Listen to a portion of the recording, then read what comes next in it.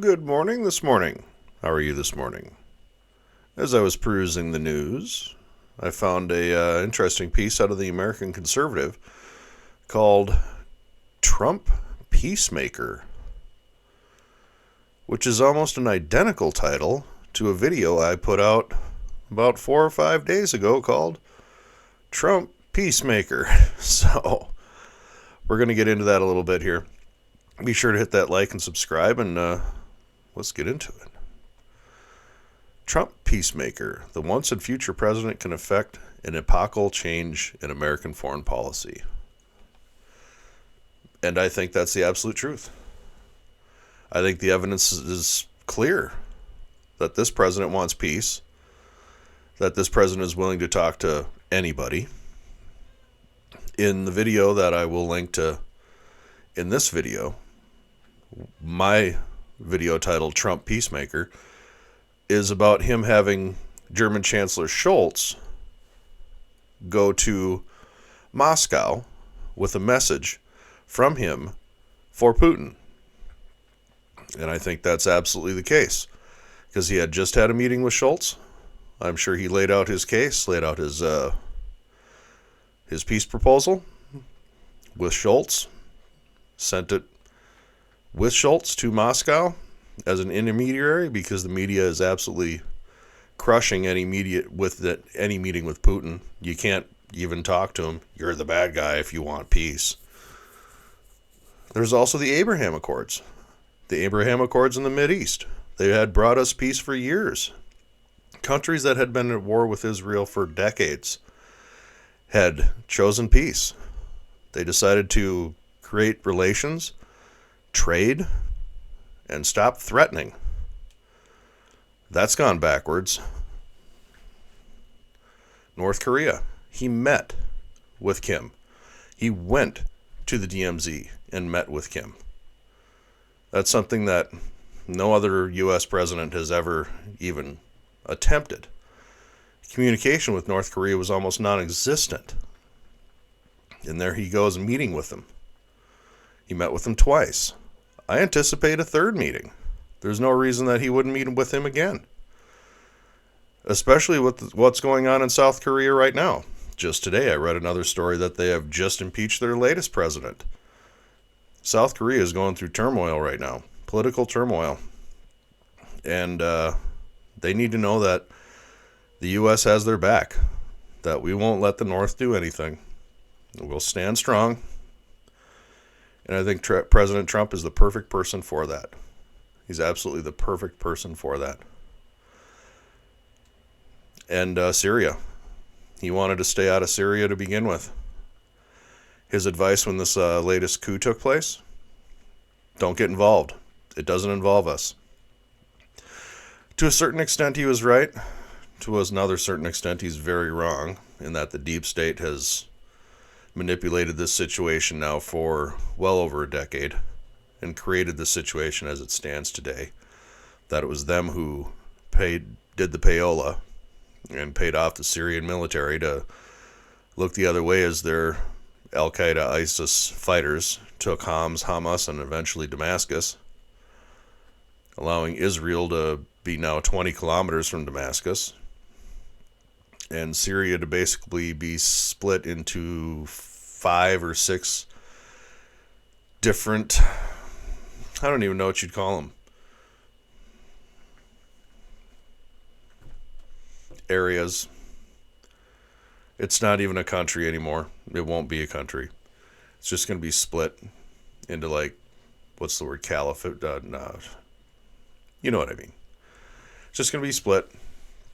The president had an opportunity there, but they decided to activate everything before he got into office.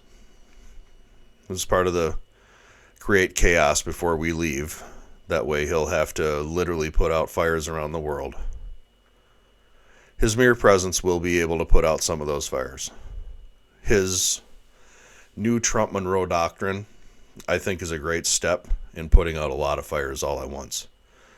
Making it clear that the Western Hemisphere is closed for business when it comes to China, Russia, any Eastern Hemisphere power. And just stay out. You can just stay out. I found it interesting today that the president of Panama has come out and made a lot of denials regarding what President Trump had said, even though most of what President Trump had said is in the news. You can see news articles about it, about Chinese ports being completed all throughout Panama and the Caribbean Basin.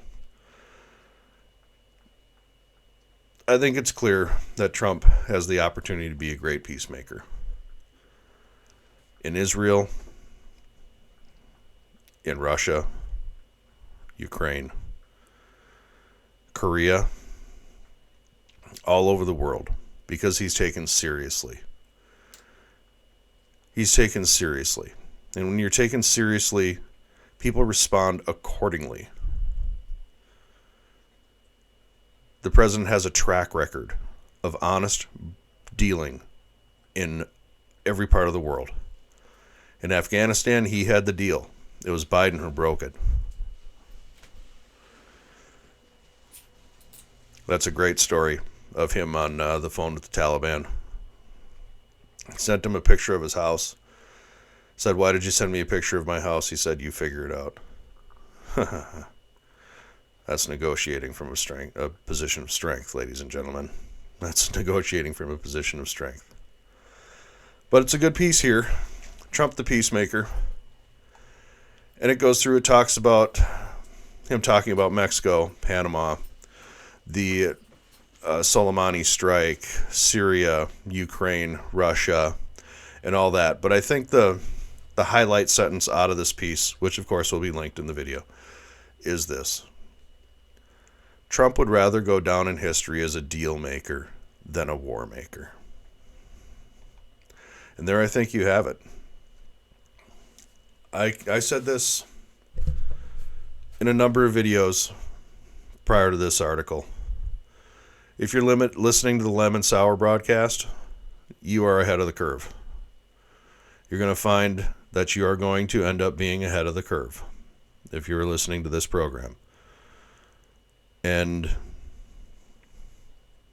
he's got a great opportunity. A great opportunity. He has a track record that's trusted. People know that he's to be taken seriously.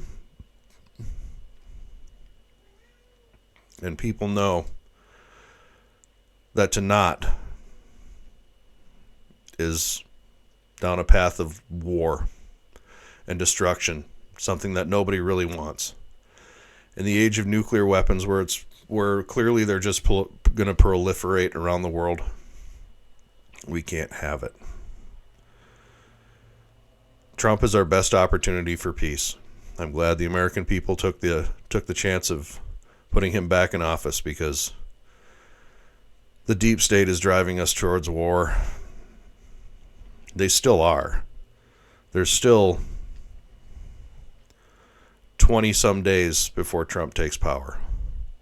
They can still burn it all. Let's pray they don't. And that we have time for Trump to get in there. And that he is indeed Trump, the peacemaker. I think he will be. I think he can be. I think he should be. And I think he will be.